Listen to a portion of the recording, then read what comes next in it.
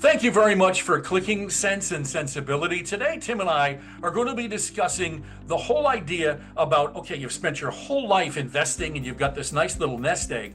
Now the question becomes, when it comes time, as you retire, how do you take it out? And how do you do it so that you make sure that you have the money and you don't outlive it? Because in many cases these days, outliving your money is in fact a larger issue than people understand or have had to deal with in the past. So Tim, let's talk about a couple of the strategies that you would recommend for people in terms of taking the money out and how to make sure that their current lifestyle stays the way it is or even perhaps improves because you've scripted and saved and now you want to spend it. Yeah, isn't it something that the studies show now people are more worried about running out of money than they are dying?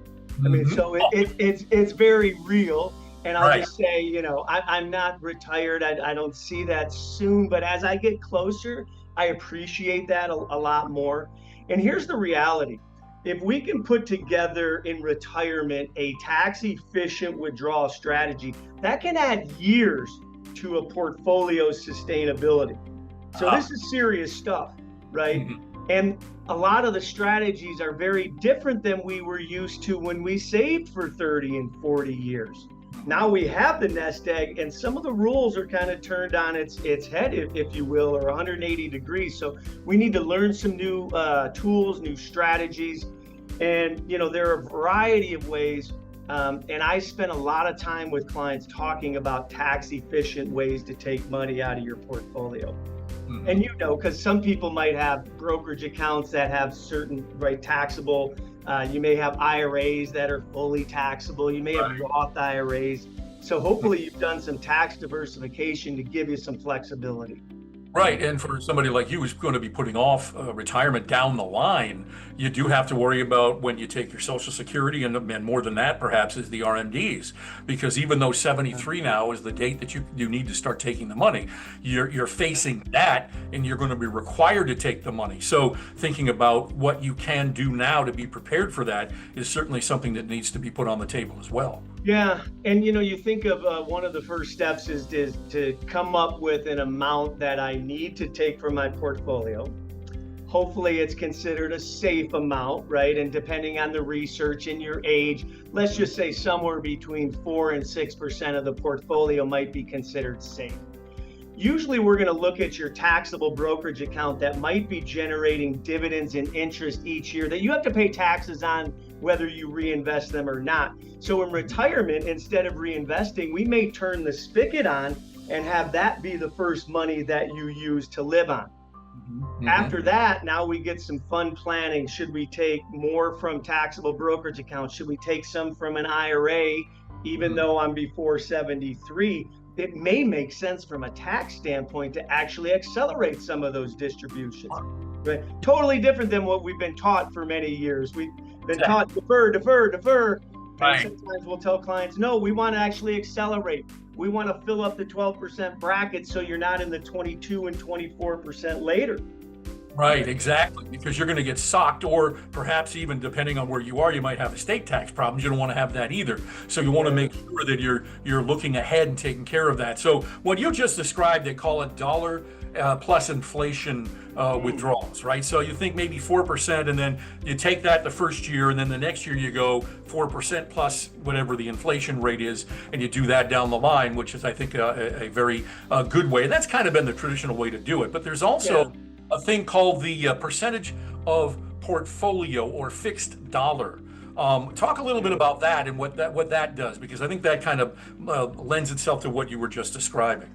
Yeah, it's kind of a cousin to the right dollar plus inflation, and some of these academically make all the sense in the world, and practically they make no sense, right? So these are just guidelines. Yes.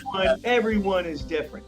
And if I'm 65 looking at a 30-year period, maybe I start with my 4% and I just try to have that be my distribution rate for, let's say, the next 5-7 years. And then all of a sudden you start to feel the impact of inflation and you might increase that to 5%. Right. Some clients may even choose to, I'll say, for a portion of their money, purchase a guaranteed payment, an annuity payment, let's say for 10 years, and that allows the rest of their portfolio to grow longer term. That can be very viable. Now that's interesting. Yeah, and you mentioned how does all this work with Social Security? So is Social Security going to be around for a while, Rod?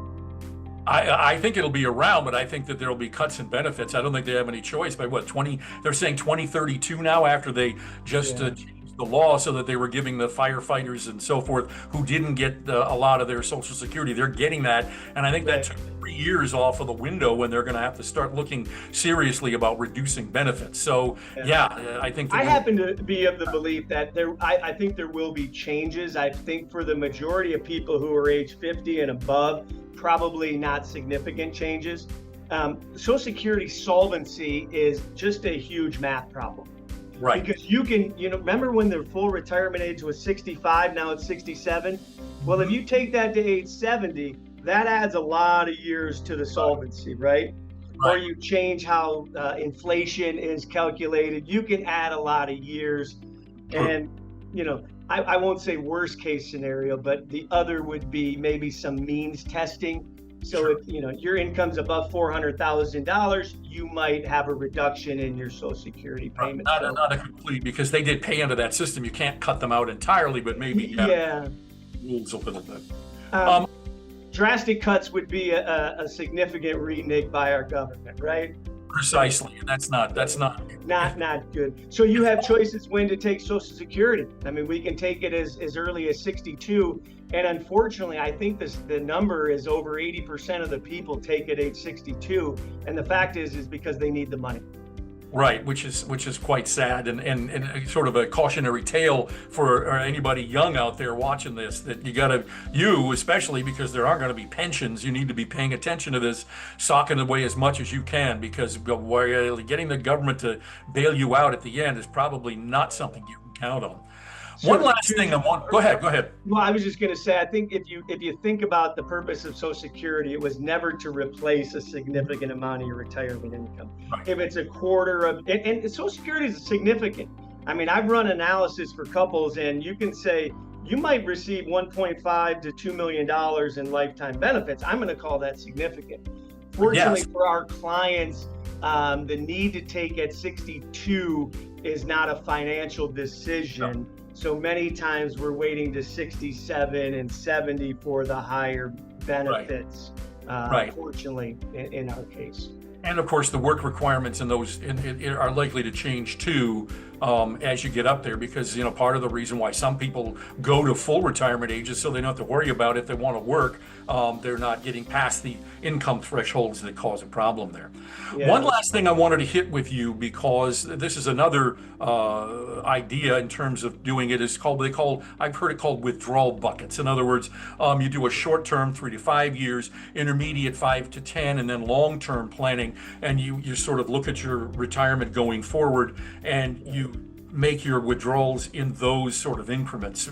Is that something that you talk to clients about? Yeah, a bucket strategy can work for some folks, and it's almost behavioral finance. It's really mental accounting. Mm-hmm. So there can be some comfort by having, I'll just say, 5 years of my income needs in short-term instruments. I know for the next 5 years where my retirement paycheck is coming from. I don't have to worry about what's going on over here. So even though Warren Buffett says, hey, stocks sometimes go down 50%, but they always go up, it's hard, especially retired, to live through that.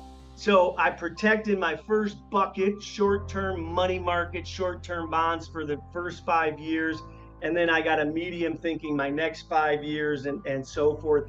And the idea, think of a waterfall almost. As you're depleting that first bucket, we want to replace it. Right? So we're always having 3 to 5 years of safe money, because the last thing we want to do is have to sell things when they're down to create income. Right. And I always tell people the only way you have permanent loss of capital, whether it's your investments, your house, anything else, is when you become a forced seller. So by having that short-term bucket prevents you from being a forced seller, and I think provides a lot more security. Well, and that's the stuff that helps people sleep at night, Tim. And that's, of course, why you do this, is to help people manage that money that they've worked so very hard for and make it last through the end of their life and make sure that they have that legacy that they can pass on to the kids. So as always, Tim, great insight, great points, great ideas. And I'm hoping that you who are watching are paying close attention, because this is the real deal right here. Thank you so much for tuning in and for clicking.